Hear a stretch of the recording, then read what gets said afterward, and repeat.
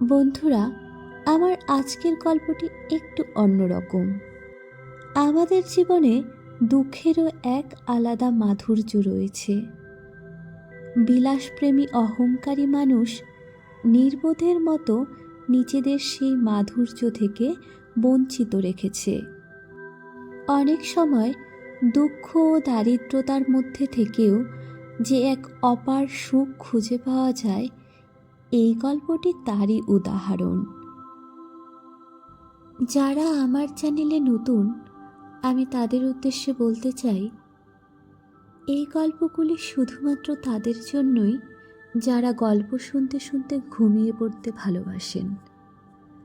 আর আমার চ্যানেলের বিভিন্ন রকমের গল্পগুলি আপনাদের ভালো লেগে থাকলে চ্যানেলটিকে অবশ্যই সাবস্ক্রাইব করে রাখবেন।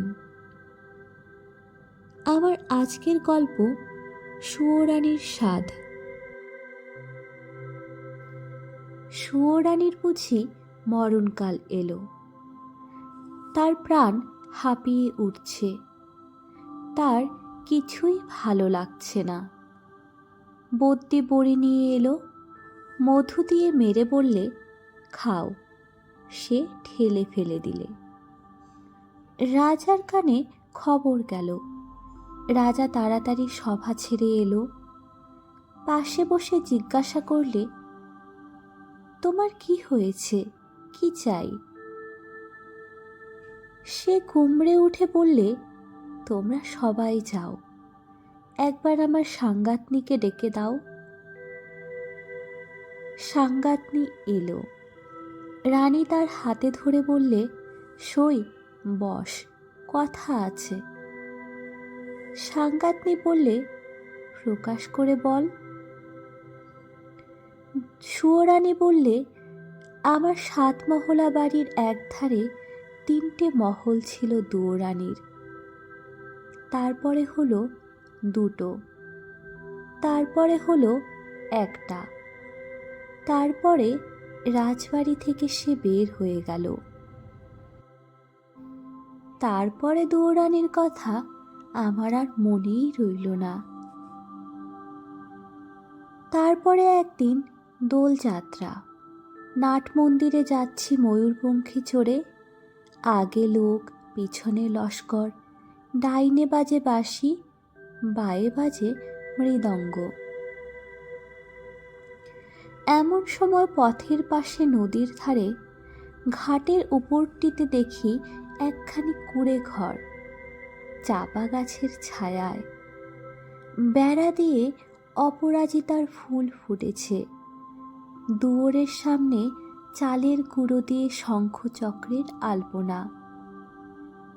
আমার ছত্রধারীকে শুধালাম, আহা, ঘরখানি কার?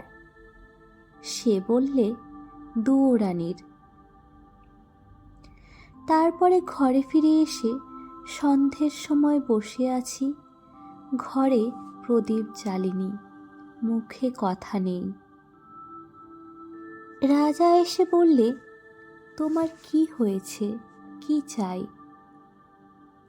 আমি বললেম, এ ঘরে আমি থাকব না।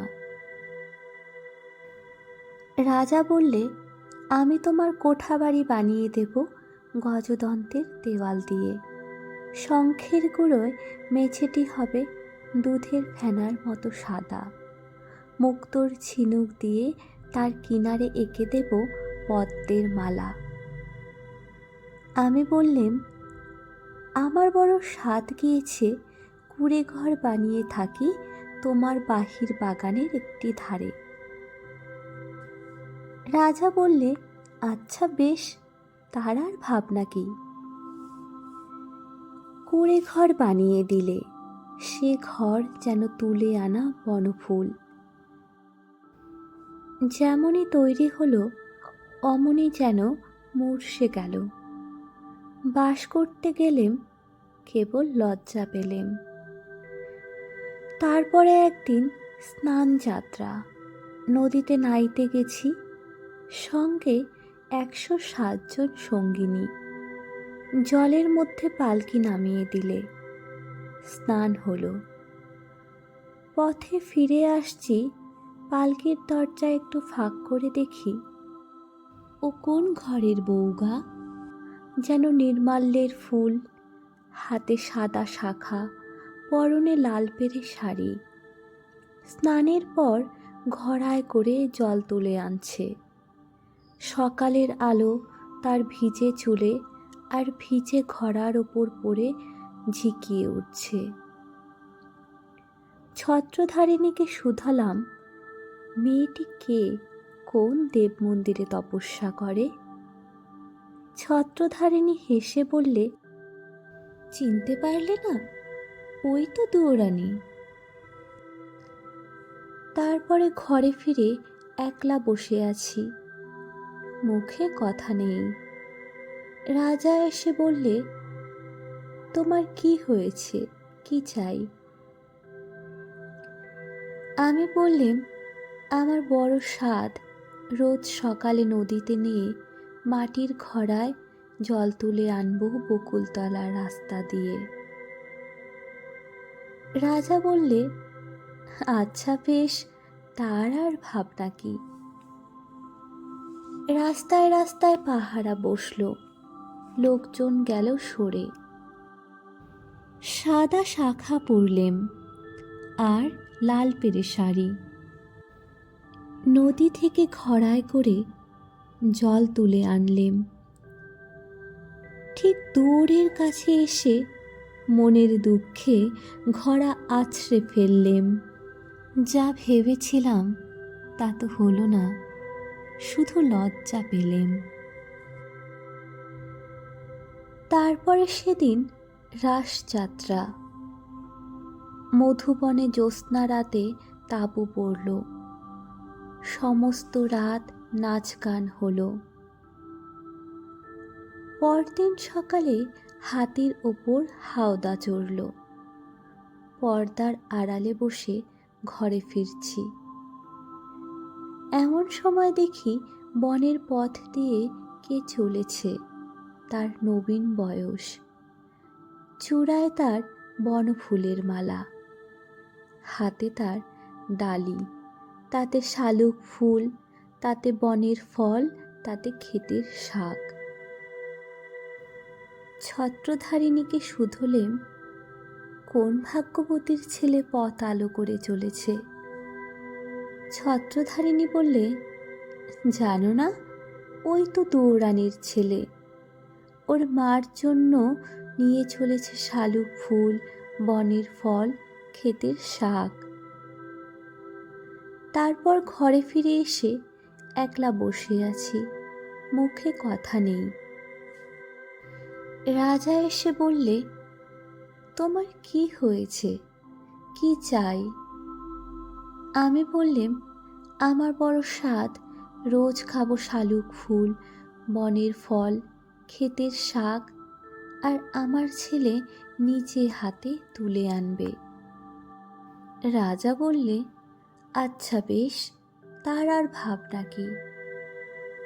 সোনার পালঙ্কে বসে আছি, ছেলে ডালি নিয়ে এলো।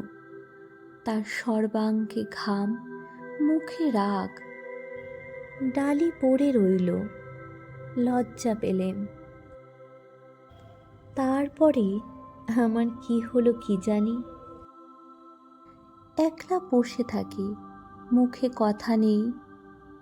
রাজা রোজ এসে শুধোয়, তোমার কি হয়েছে, কি চাই? সুয়োরানী হয়েও কি চাই সে কথা লজ্জায় কাউকে বলতে পারিনে, তাই তোমায় ডেকেছি সাঙ্গাতনি। আমার শেষ কথাটি বলি তোমার কানে, ওই দুয়োরানীর দুঃখ আমি চাই। সাঙ্গাতনি গালে হাত দিয়ে বললে, কেন বলতো?